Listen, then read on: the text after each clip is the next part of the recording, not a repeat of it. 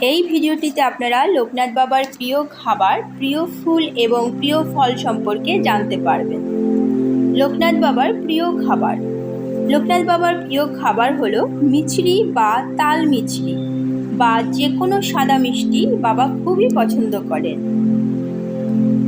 প্রিয় ফুল। লোকনাথ বাবার প্রিয় ফুল হলো নীল শাপলা বা নীল শালুক ফুল এবং যে কোনো সাদা ফুল ও বেলপাতা বাবাকে অর্পণ করা যায়।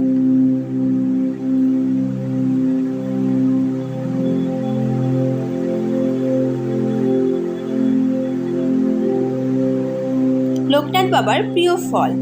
তালশাঁস ও কালো জাম বাবার ভীষণ পছন্দের ফল। এছাড়া আম, লিচু ইত্যাদি ফলও বাবা পছন্দ করতেন। জয় বাবা লোকনাথ।